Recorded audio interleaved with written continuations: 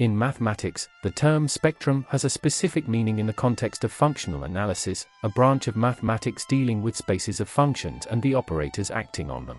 The spectrum of an operator is a concept that generalizes the set of eigenvalues of a matrix to more complex scenarios, including infinite-dimensional spaces. Here's a detailed explanation: spectrum of a bounded linear operator. Consider a bounded linear operator, T, acting on a Banach space, X, over the complex numbers. The spectrum of T, denoted by \sigma T, is the set of all complex numbers \lambda, for which the operator T \lambda I does not have an inverse that is a bounded linear operator. Here, I represents the identity operator on X. The spectrum consists of those values of \lambda, for which the operator T \lambda I is not bijective, meaning it is either not injective, 1-to-1, or not surjective, onto. If \lambda is an eigenvalue of T, then T \lambda I is not injective, and thus \lambda is in the spectrum of T. However, there can be values in the spectrum that are not eigenvalues, especially in infinite-dimensional spaces. 1.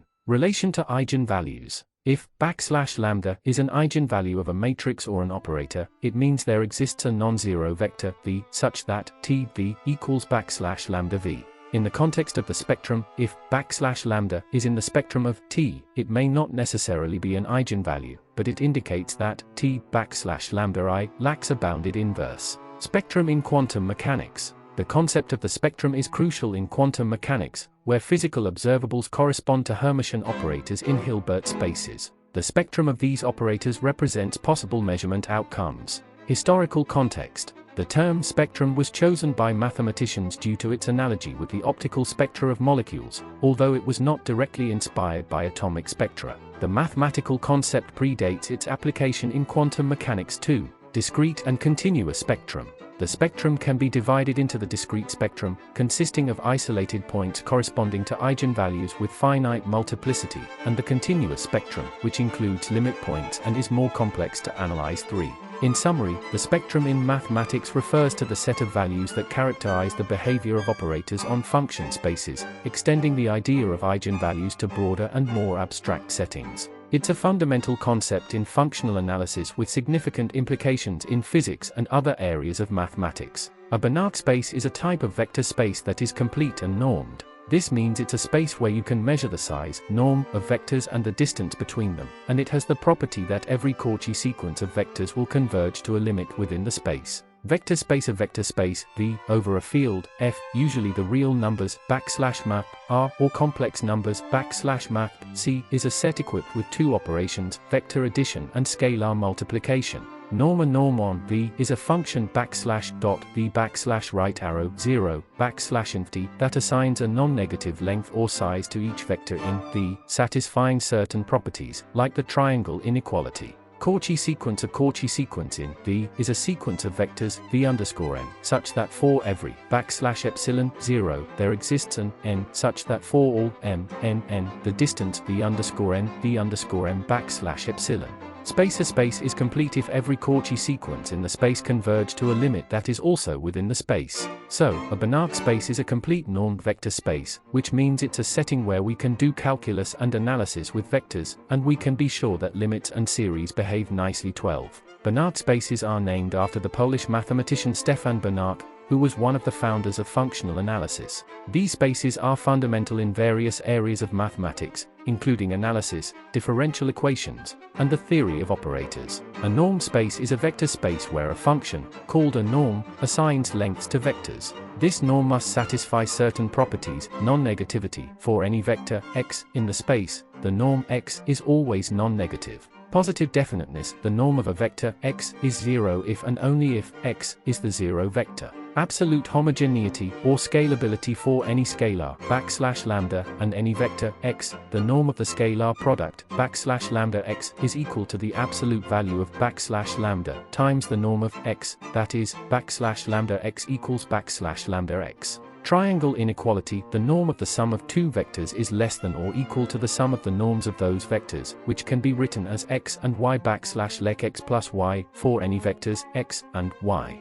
These properties ensure that the norm behaves in a way that is consistent with our intuitive understanding of length in the physical world. The norm induces a metric, which defines the distance between any two vectors as the norm of their difference. If this metric space is complete, meaning every Cauchy sequence converged to a limit within the space, then the normed space is also a Banach space 1. Normed spaces are essential in various fields of mathematics, particularly in functional analysis, as they provide a framework for discussing convergence, continuity, and other analytical concepts in the context of vector spaces. An example of a non-Banach normed space is the space of all continuous functions on the interval 0, 1, denoted by seed 0, 1, when equipped with the L-2 norm. The L-2 norm of a function, f, is defined as f2 sad smiley indefinite integral 0 1 f t 2 dt 1/2. This space is not complete with respect to the L-2 norm, which means there exist Cauchy sequences of functions in seed 0, 1 with respect to the L-2 norm that do not converge to a function within seed 0, 1. Instead, they converge to a function that may be discontinuous, and thus not in seed 0, 1, 1. Another classic example is the space of rational numbers \math q with the norm inherited from the real numbers \math r. This space is not complete because there are Cauchy sequences of rational numbers that converge to irrational numbers, which are not in \math q1. These examples illustrate spaces that are normed but not complete, hence not Banach spaces. Creating a mathematical spectrum typically involves the use of a Fourier transform, which is a mathematical operation that transforms a function of time, or space, into a function of frequency. The Fourier transform is used to analyze the frequencies contained within a signal, such as sound waves or electrical signals. Here's a step-by-step explanation of how you might create a mathematical spectrum using the Fourier transform. Identify the signal. Start with a time domain signal, which is a function that represents how a quantity varies over time. Choose the right transform. For discrete signals, like digital data, you would use the discrete Fourier transform (DFT). For continuous signals, you would use the continuous Fourier transform (CFT). Apply the Fourier transform. Use the appropriate form of the Fourier transform to convert your time domain signal into the frequency domain. The result is a complex function that represents the amplitude and phase of each frequency component of the original signal. Analyze the spectrum. The magnitude of the complex function at each frequency gives you the amplitude of that frequency component. This magnitude spectrum shows how much of each frequency is present in the original signal. Plot the spectrum. Typically, the spectrum is plotted with frequency on the horizontal axis and amplitude on the vertical axis. This plot can be used to visualize the different frequency components of the original signal.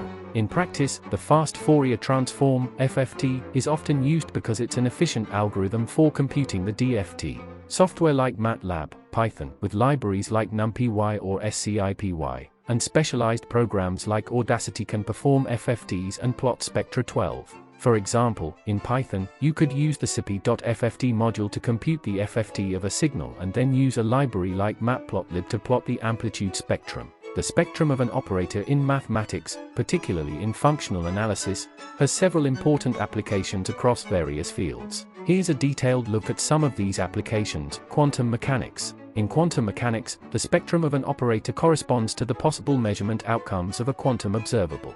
For example, the energy levels of a quantum system are given by the spectrum of the Hamiltonian operator. This is a fundamental aspect of the mathematical formulation of quantum mechanics. 1. Differential equations. The spectrum is crucial in understanding the solutions to differential equations. For instance, when dealing with a differential operator, the spectrum can help determine when a differential equation has a solution and what the nature of that solution might be. It's particularly relevant in the study of partial differential equations, PDEs, where spectral methods are used for finding solutions to integral equations. Similar to differential equations, the spectrum of integral operators plays a role in solving integral equations. The existence and uniqueness of solutions can often be characterized by the properties of the spectrum of the associated operator. 2. Operator theory. In operator theory, the spectrum helps classify operators according to their spectral properties, such as point spectrum, eigenvalues, continuous spectrum, and residual spectrum. This classification can reveal insights into the structure and behavior of operators on Hilbert spaces. 1. Functional calculus. The spectral theorem allows for the definition of functions of operators. This is particularly useful when dealing with self-adjoint or unitary operators, as it enables the construction of new operators from existing ones, which can have significant physical interpretations. 2. Stability analysis. In the stability analysis of solutions to differential equations, the spectrum of the linearized problem around the solution gives information about the stability of that solution. If the spectrum lies in the left half of the complex plane, the solution is stable too. Signal processing. In signal processing, the Fourier transform uses the concept of the spectrum to analyze the frequency content of signals. This is essential for filtering, compression, and other signal manipulation techniques too. Control theory. In control theory, the spectrum of the system's operator can determine the controllability and observability of a system, which are key concepts in designing control systems too.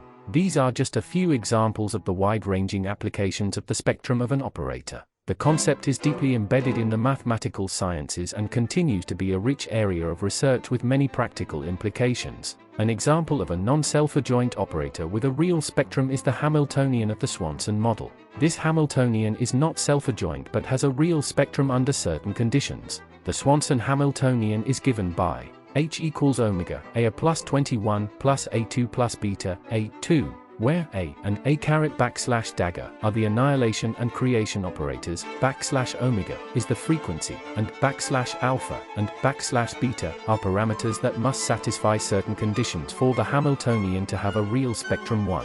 This model is interesting in quantum mechanics because it extends the usual setting associated with self-adjoint operators while still maintaining a real spectrum, which is important for the physical interpretation of the system. The spectral theorem is a cornerstone of functional analysis and operator theory, providing a comprehensive framework for understanding linear operators on Hilbert spaces. Here's a detailed explanation of the theorem, spectral theorem for self-adjoint operators. For a self-adjoint operator, A, on a complex Hilbert space, H, the spectral theorem states that A can be expressed in terms of its spectral measure. This means there exists a measure space, backslash omega, backslash sigma, backslash mu, and a unitary operator, U, H backslash right arrow L caret 2, backslash omega, backslash mu, such that A corresponds to a multiplication operator on L caret 2, backslash omega, backslash mu.